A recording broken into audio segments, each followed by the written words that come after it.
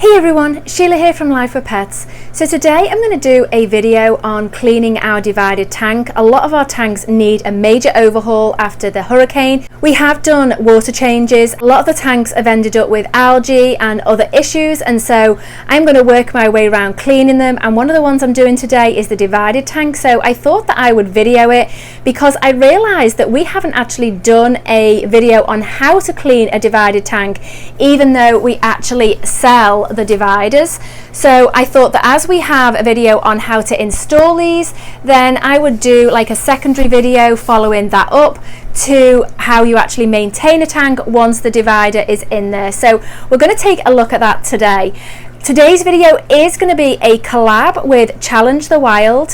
He is a channel that has grown very quickly over the last few months, and if you don't know who he is, then I will leave a link in the description box below and you can go on over and check out his channel. He recently received a divider from us, and so he is going to be talking about that and showing it you in the tank. So if that's something that you're interested in, then go on over, check out his channel, check out his other videos, and if you like what you see, then go ahead and subscribe. Alright guys, let's get on with the video and let's go and start some tank cleaning.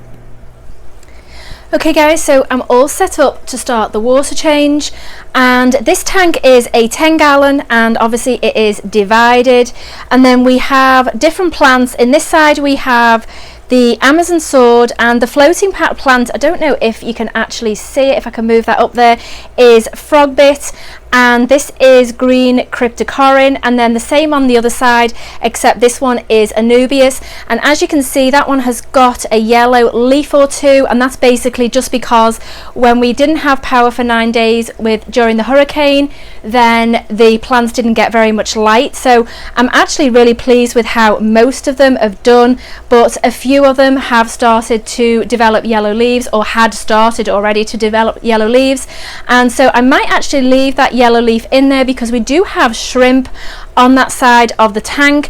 And if you're wondering, do shrimp go with betta fish? Generally speaking, no. That does not mean that no betta fish will live with shrimp, but on the whole they won't live with shrimp. They usually will eat them. So what we find is if any do come over into this side, then Theo will definitely eat them. If they stay on the other side, which used to be Henry's side, and sadly, as many of you know, he did die just several hours before the power went back on, and right now we don't have a fish on that side. We do have plans for one to come on this side, but right now it's not in here. So there are still a few shrimp in this side because Henry never actually bothered with them in this side, and for some reason they don't really go over this side. I don't know whether they just know or they do and then they escape back to the other side. I don't really know. But so that's basically what's going on in the tank. So we use the mini python siphon. This is the one that we get on Amazon. I will leave links to anything that you want to take a look at down in the description box below. We are very fortunate in that we can actually just send the water out the window, and so we don't have any issues with needing to do buckets and stuff. So I'm just going to set that up now that the water can go out the window. There we go. So basically I just do a clip onto the windowsill to hold the tubing in place, and then obviously I start on this side with the thing. So I'm going to move the frog bit out the way, and then you put the tubing in. A lot of people say they have to suck on the tube, but you actually don't have to do that. Well, you might have to if you get some frog bit caught in it, but otherwise you shouldn't have to. So I take it in and I fill it up like that, and then if you lift it up, which unfortunately because of the way I've got the camera set you're not going to be able to see it, but if you lift it up out the water at this angle, then and then wait for the water to start going down and then plunge it back in, then you will get an instant siphon effect. So basically that's it, and then the water is running. So I'm going to do in this tank, I'm just going to move the camera down and then you can see what I'm doing. So with sand you do need to very regularly siphon the bottom, because otherwise you can get gas pockets, and basically gas pockets are when food or dirt or waste get trapped and then they start to decay, and then that can create a problem in the tank. I do have snails on this side, so this side does get a lot more dirty than the other side, and for some reason the snails like to do all their mess against the chahula wood. So this is where I usually concentrate a lot of the cleaning, because as you can see it is really filthy. And so I'm going to spend my time doing that, and then when I've done that I will come back and we can take a look at doing the plants.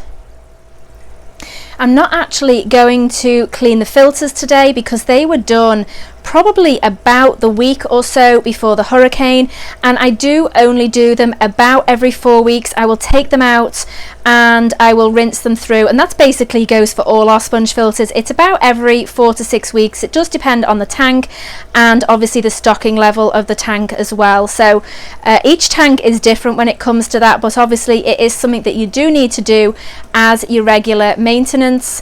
And with this tank it does usually work out to be about 4 weeks, because we do have snails in here along with the two betta fish that were, obviously there's only one right now, and then we've also got the shrimp in here as well. So as for how much we take out, I usually do about between 30 and 40%. It just depends really on what I think it actually needs. Now when I'm moving the siphon from this side to the other side, what I do is I put my hand on the bottom and it creates a suction, and then I'm able to just take it over to the other side, and then I haven't got to start pumping it again, and it will just continue to keep running. And then I do the same on this side. Like I say, this side doesn't get anywhere near as messy as the other one because it only has the shrimp in it right now, and there's no snails on this side because the shrimp take care of the algae and just the dirt generally, and so there's just no need basically for a snail on this side. Whereas on Theo's side, unfortunately, every shrimp that has gone in there, it usually will get killed. So like I say, bettas typically don't do well with them. Maybe in a very heavily planted tank they may get away with it if the shrimp have got lots of places to hide, but certainly not for us. It's not been the case, especially cherry shrimp, because obviously they do stand out with them being so brightly coloured. So I'm going to just leave that there and let it continue. Let me just move this out of the way so you're not seeing it. I'm going to leave that to continue to drain, and then while that's draining I'm going to start just doing the algae. Now normally I would actually cut off any yellowing leaves, but because the shrimp are in there they do actually strip them and eat them, so I am going to leave those in there for them. One of my other tools that I couldn't live without for cleaning glass is the sponges, and this one is extremely well used. As you can see, we get these from, I think it's Petco, and they come in 2 packs, and usually I try and get different colours each time, and that's simply so that I don't get them muddled up with all the different tanks, because we do use different ones in different tanks because we don't want to cross-contaminate. So these are, I think in the pack they come with like a really coarse one, which is what this one is, and then they also come with sort of like a softer one, and I don't tend to use the softer one, but I'm sure you could probably just use a general sponge. The only thing with like household sponges that I worry about is I don't think you can ever be sure that there's no chemicals built into them, because very often there are, and so that is why I do like to use sponges that are really sort of designated for tanks in general, but that's just a personal preference really. You could use household ones as long as you are sure that there's definitely no chemicals on them. So this actually is not as bad as I was expecting it to be with algae. The snails and shrimp do a really good job. This side usually is worse than the other one, but since the snails have been in here they really have done an excellent job. So I think I've just uprooted a plant there, so I'll put that back in. So at this point it's now just a case of waiting for the water to drain down, and I probably am going to do closer to 40% this time, just simply because the tank obviously has not had the maintenance that it would normally due to the hurricane and no power.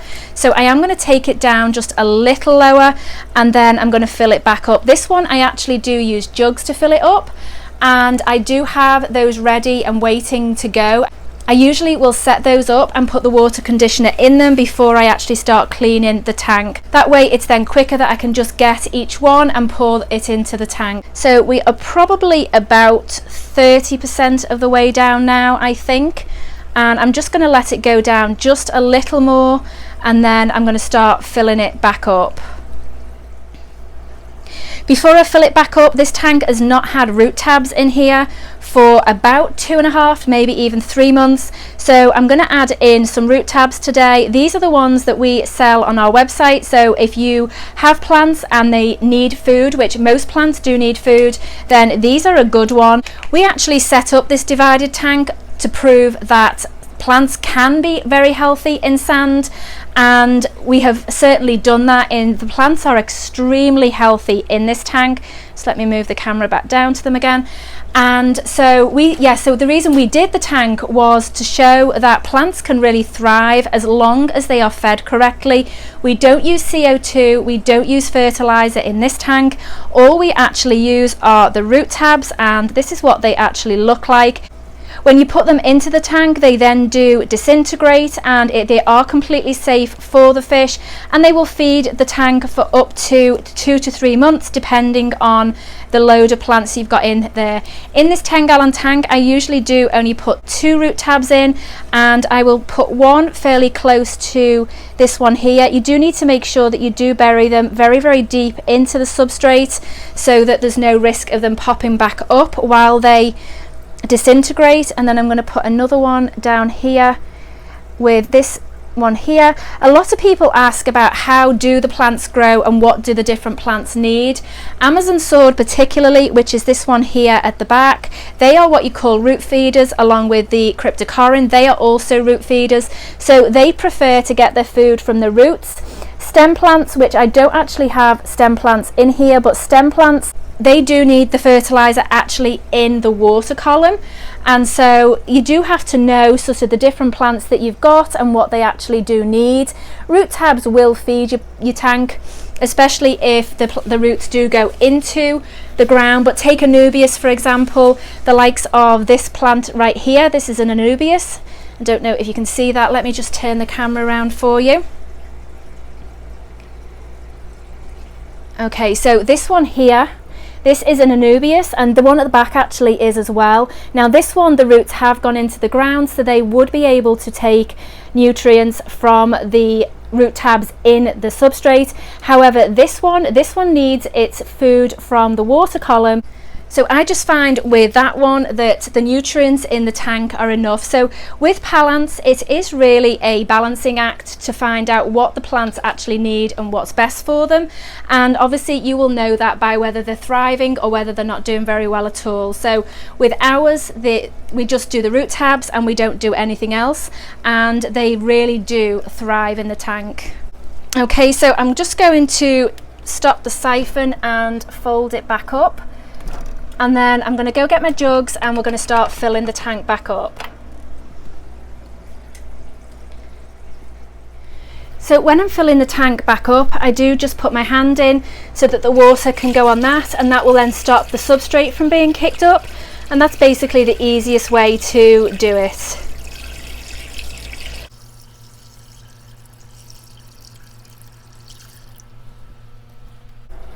Okay guys, so there you have it. That is how we clean our tank. I didn't actually have to trim any plants today. I did intend to do it, but then when I realized that they were just on the shrimp side, I am going to leave them for the shrimp to be able to strip bare. So I didn't need to do that. But that's basically how we go about cleaning the tank. And we usually, like I say, do the 30-40%. And sometimes I'll actually do 50-60%. It really does depend, but overall I would say 30-40%. That's probably the most asked question we get when it comes to water changes. How much should you do in a tank?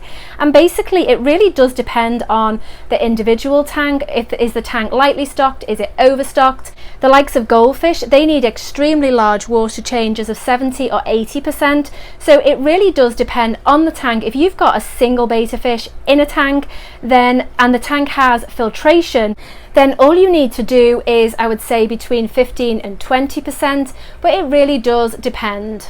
Okay guys, so there you have it. We have a nice clean tank for another week.